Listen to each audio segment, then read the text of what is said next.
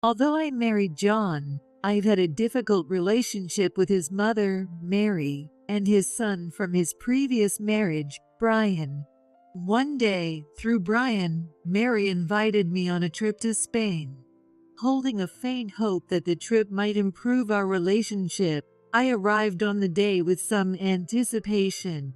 Before boarding, after I had entrusted my wallet to Mary, she handed me a divorce form already filled out by John. A divorce paper? Why? It's because you can't get along with Brian and me. John always complained about you. He's sick of it. Mary mocked my stunned expression and walked to the boarding gate with my wallet in hand. In disbelief, I stared at the divorce papers and my eyes widened. This handwriting is Brian's. A fierce anger welled up inside me. I'll have fun with the real family. The fake mom can sleep outside. To Brian's mocking, I responded with a forced smile. Sure. I've been holding back and enduring it because they are John's family, but no more. I'll make them regret trampling over my feelings. My name is Victoria, and I'm a 50-year-old housewife. While working as a florist, I used my flower coordination certification to take on decorating event venues and wedding reception halls. I divorced 10 years ago due to my husband's infidelity and thought I was done with marriage, but I met John, who runs an event company, 3 years ago and remarried after a year of dating. Unlike my former husband, John isn't great at small talk and struggles with social smiles, but he is sincere and serious. For me, who lost both my parents, he is a reassuring and important presence. I cherish these happy days, but there's one thing that bothers me.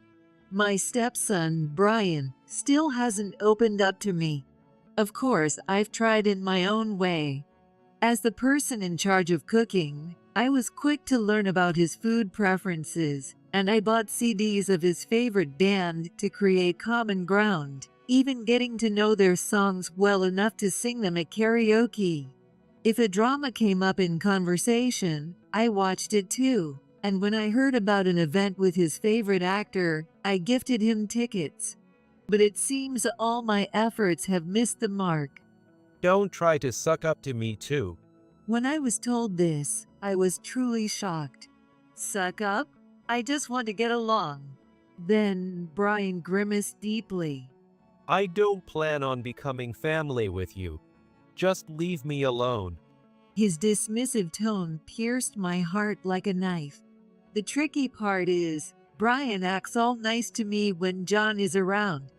Thinking back to before we were married, when we went out together a few times, Brian would give me a friendly smile and chat.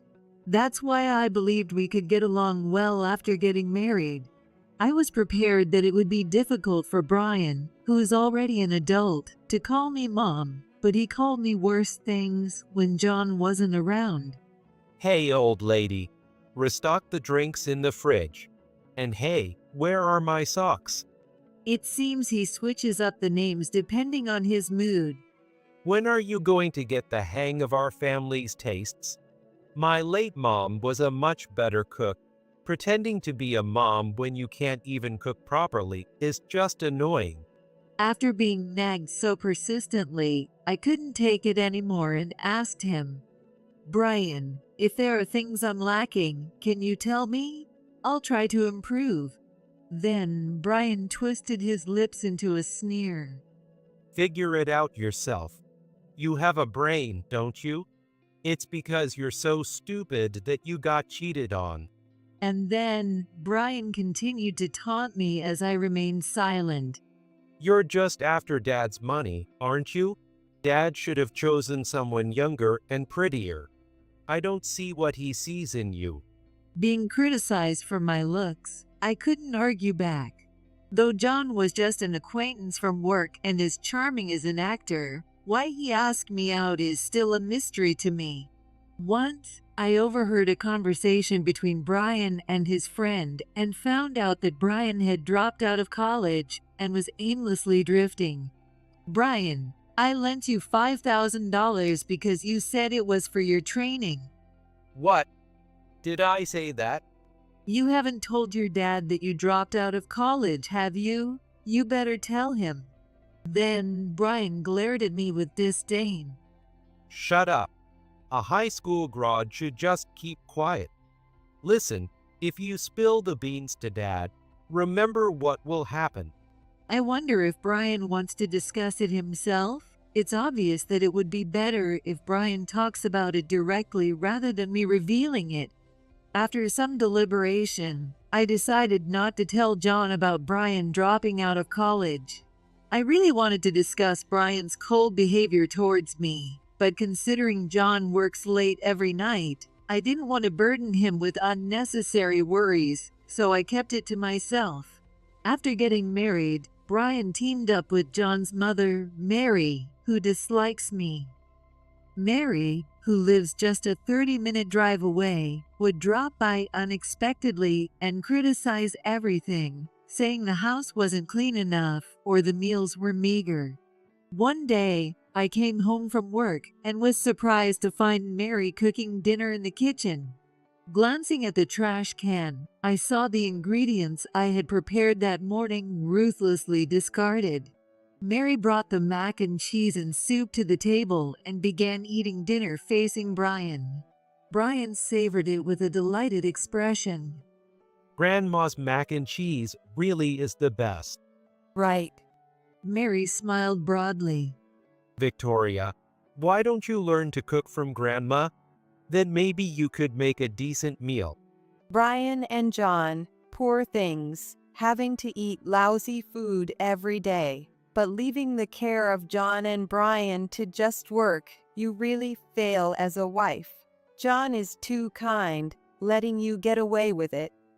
Oh my God, if Grandma's house were closer, I'd go there for dinner every night. I can't understand the nerve of someone who throws away someone else's food ingredients and cheerfully badmouths others while eating dinner. Additionally, my job is part-time, not full-time, so I'm home by the evening. I handle the weekday household chores alone to support John, who is always busy. I really don't understand why Mary complains about me. Essentially, she probably doesn't like that I'm working. I can't understand. Why did John remarry someone like her? Was he deceived? He hasn't realized she's after his wealth. Do you think so too? John is kind and stubborn. I suggested he marry a lady from a family suitable for a CO, but he chose his partner himself and wouldn't listen. After complaining about me to Brian for over 2 hours, Mary left, only leaving John's portion of the dinner. Reluctantly, I was eating some ready-made dishes when Brian looked down at me with pity and smirked. Grandma really hates you as usual. It seems so. Why don't you stop trying to charm Dad and make an effort to be liked by Mary? How dare you say that after stirring things up yourself? I was astonished, but well, it's okay since Mary lives separately. The problem is Brian. Being confronted with such blatant hostility makes me feel we might never get along, which is depressing. That evening, since John was working overtime, Brian and I quietly had dinner together. After dinner, while I was cleaning up, Brian unusually started a conversation. Hey, What? Grandma invited me to go on a trip to Spain. So, let's all go. I was taken aback. Are you talking to me? It's okay for me to come along? Yeah. Grandma said that maybe if we go on a trip, we could see different sides of each other and possibly get along better. Brian continued, somewhat embarrassed. Mary is still actively working as the CEO of a family-owned group of companies. She is not living on a pension, but is still actively working, which probably explains why she has financial comfort. More than the invitation itself, I was pleased that Mary and Brian were showing a willingness to bridge the gap with me. So, keep the third week of next month free. Got it. I'll take some time off. That night, when John came home from work, he sounded disappointed as he spoke. I've got a business trip to France that week. Then maybe I should decline. You should go ahead. I might be able to stop by Spain on my way back and at least have a meal together. That's nice, but you've been quite busy. Are you getting enough rest? Expressing my concern, John smiled kindly. I'm fine, thanks. John knows that Mary dislikes me. I'm surprised that Mom invited you on the trip. She's stubborn and can be harsh, but maybe she really wants to get along with you, Victoria. Normally, she wouldn't want to travel with someone she dislikes. With that line, I made up my mind. Let's get along with Mary and Brian in Spain. Hopefully, our past tensions will turn into laughable stories as we close the distance between us. On the day of our trip to Spain, Brian and I went to the airport with John. After seeing John off on his direct flight to Charles de Gaulle Airport, we waited in the lobby for a while until Mary appeared, pulling her suitcase. When I thanked her for inviting us on the trip, Mary smiled brightly. Victoria, why don't you give me your wallet to keep it safe? You might lose it. What? You won't need it. I'll handle all the shopping in Spain. Look, Brian too. Okay. Brian handed his wallet to Mary, so I reluctantly took out my long wallet and entrusted it to her. Mary opened my wallet and nodded with satisfaction. As expected, you brought credit cards and cash. Tourists are easy targets for pickpockets. It seems so. Thank you. After putting my wallet in her bag, Mary exchanged a sly look with Brian. I felt a sense of unease seeing their expressions. Also, this. John asked me to give this to you. Can you open it here? As I opened the envelope Mary handed to me, I felt bewildered. The moment I took out the contents, I felt like my breath stopped. A divorce paper? Why?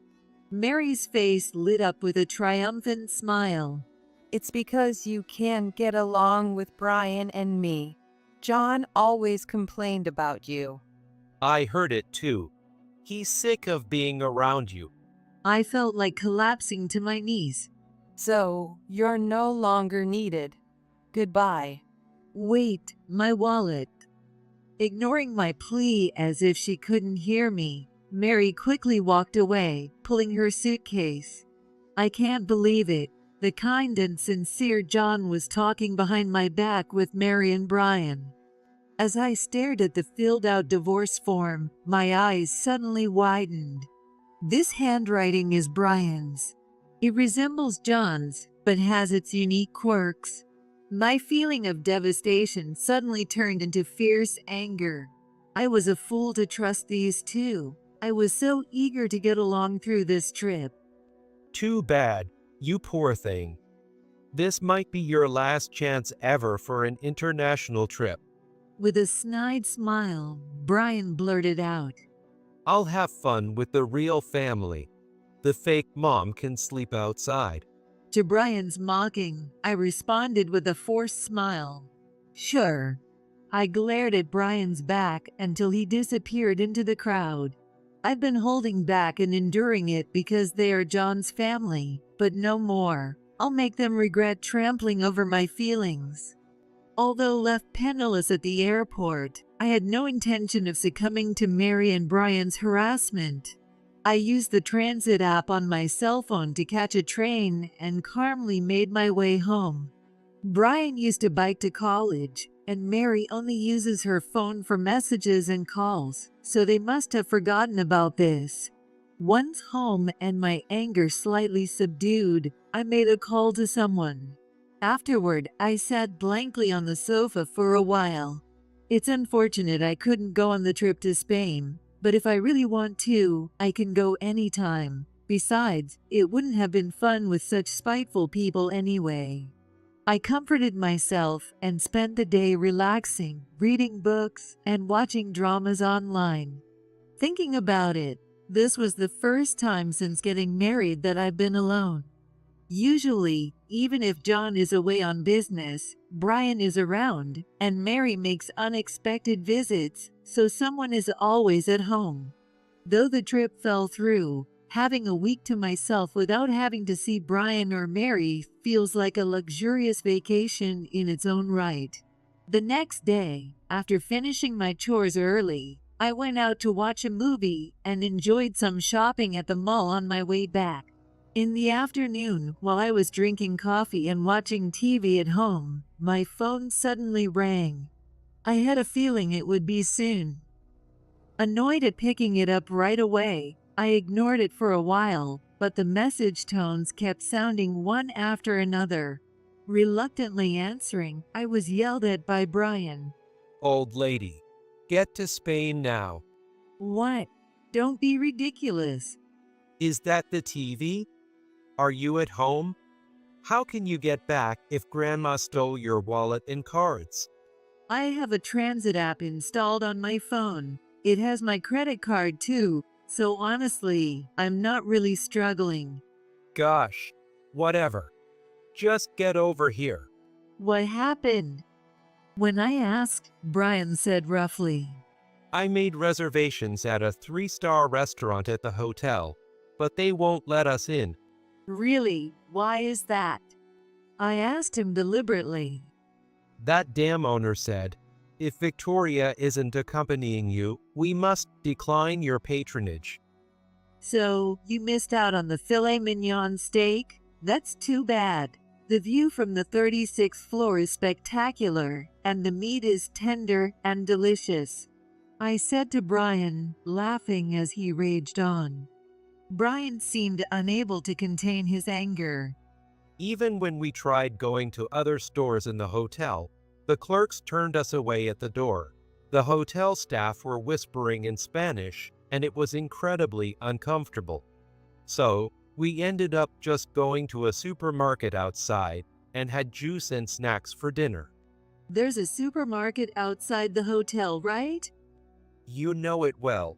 Brian muttered suspiciously, then quickly flared up again. Damn it. Why do I have to eat this kind of food after coming all the way to Spain? Grandma got so angry, her blood pressure soared and she had to lie down. It's all your fault. Sorry about that. It made no sense why it would be my fault, but to avoid further hassle, I apologized. Since it's your fault, you should compensate us for the hotel and meals. It's only fair since you made us feel bad. I laughed in disbelief. Sure, Really? Yes. but only if you return the $5,000 you borrowed from me. Please do that before I file the divorce papers. Oh, looks like even if I add the hotel and meal expenses, there'll be some change left over. Brian suddenly fell silent. No doubt, he intended to default on his debt to me amidst the divorce confusion. Of course, I have no intention of divorcing at all. After a brief silence, Brian spat out with venom. Just give me the $5,000 as a gift. You are so stingy. This is why poor people stay poor. He was ranting as much as he wanted. At this point, I was almost amused beyond being angry. Then, I heard Mary's voice from behind Brian. Brian, are you talking to Victoria? Yes, Grandma. If you have something to say to her, better say it before the divorce. We won't be seeing her much longer. Let me have the phone. Victoria, was your maiden name Smith? Mary asked with a tense voice. Yes, that's right. I had been expecting this question. So, are you perhaps the daughter of the Smith group?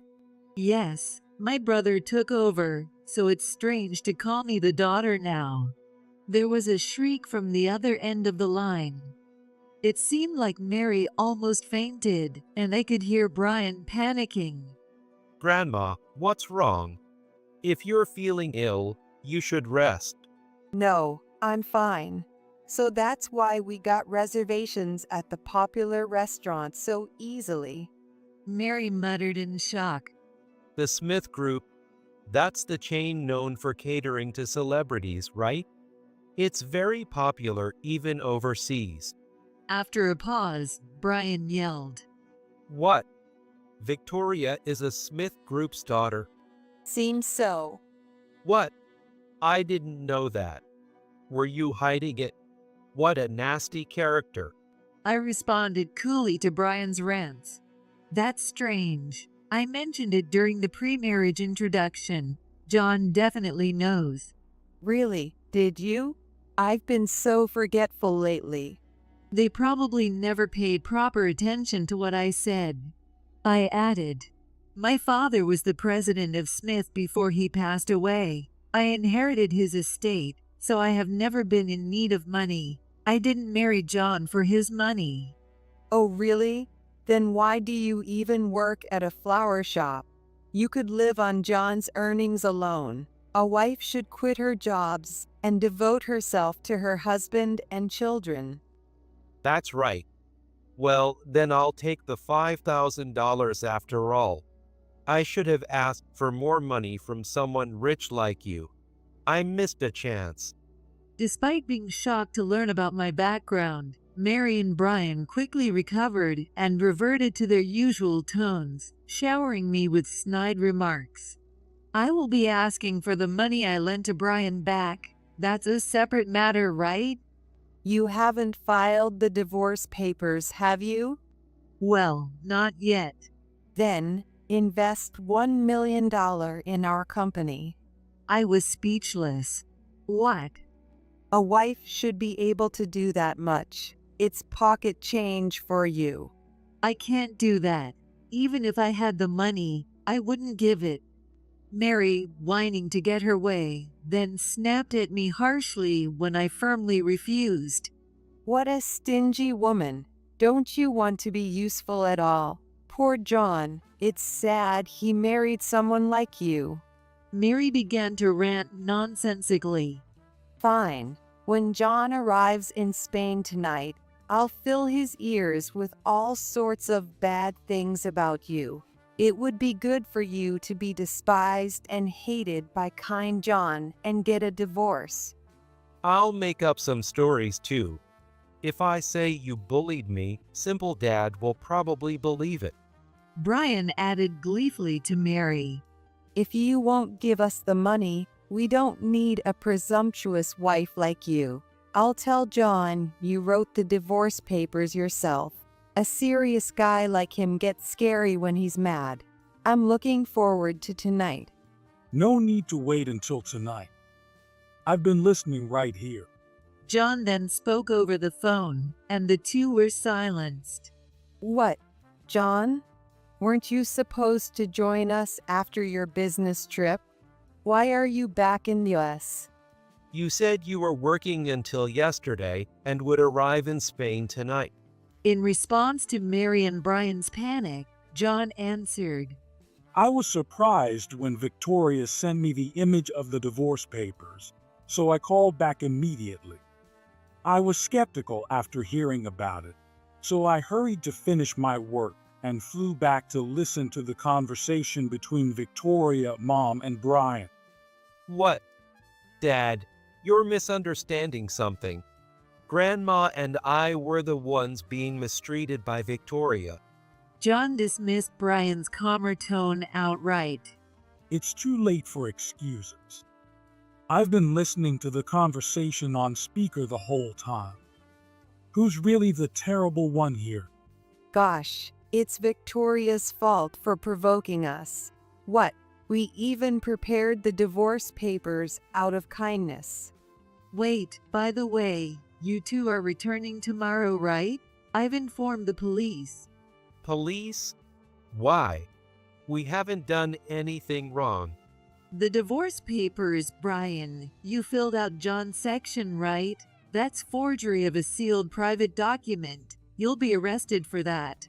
Startled by my statement, the two began accusing each other over the phone. Hey, Grandma. I wouldn't have done it if I knew I'd be arrested. What are you going to do about this? What? I have nothing to do with this. It was Brian who planned and executed this mean trick on Victoria. What? Don't mess with me. Brian yelled at Mary over the phone. The conversation isn't over yet. Mom, Brian quit college on his own and was spending a lot at nightclubs. And you not only turned a blind eye, but also gave him pocket money, right? Yes, that's right. What's wrong with giving my dear grandson Brian some money? That's right. That's right. Brian chimed in as Mary brazenly admitted it. John then coldly stated, It's fine to give pocket money, but it's a serious crime if you embezzled funds from the company. What? That's bad. Brian seemed to pale over the phone. Look, I'm just a figurehead president. The salary isn't much. Give me a break. If you do that, I might lose my chance to take over Dad's company, right? Brian lamented, to which John declared. That's off the table. I'm going independent. After a pause, Brian exclaimed, Hey, that's not what we agreed on. You said I'd take over after I graduated. Who was it that dropped out after just 1 year? Damn it.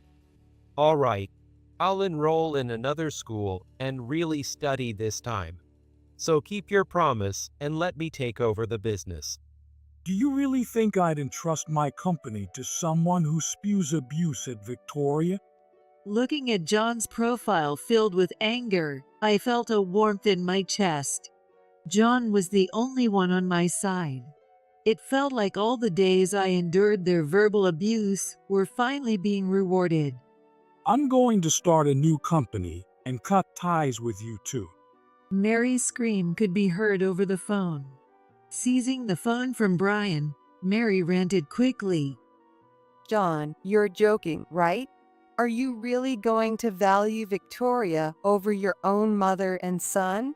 That's absurd. You'll regret this. Please reconsider. If I consider how you and Brian have treated Victoria, it seems only fair. You two don't care about me. You're just dazzled by the profits I could generate. John spoke sternly to Mary. Victoria, who isn't even blood related but cares for me, means much more to me than such a family. Wait, don't hang up. I'll make sure Brian pays back the money he owes Victoria. Just don't abandon me. John hung up in the middle of the conversation and immediately blocked Mary's phone number and messages.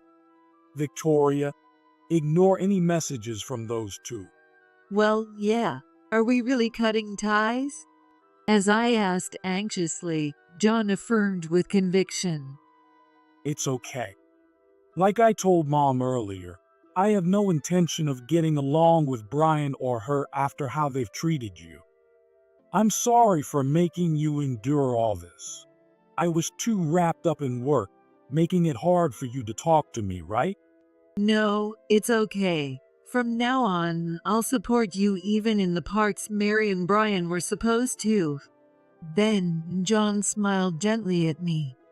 After returning to the States, Mary and Brian planned to stay in a hotel for a while to evade the police.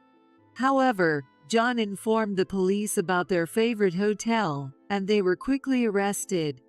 This time, since I hadn't submitted the forged documents to the authorities, the charges were only attempted forgery of a sealed document, and being their first offense, they were just sternly warned and sent home. However, the news of their arrest spread in the neighborhood, and Mary, who cares deeply about public perception, became too embarrassed to go outside. Moreover, because she embezzled company funds, she was removed from her position as chairperson during the trip and is now unemployed. When relatives visited Mary's house, they found her confined in a dim room, wearing filthy pajamas, which is a far cry from her fashionable past. Brian, having been kicked out of the house, was also discovered to have borrowed money not only from Mary, but from several relatives to fund his nightlife. With the relatives now aware that John had cut ties with them, and fearing being defrauded, they demanded immediate repayment from Brian.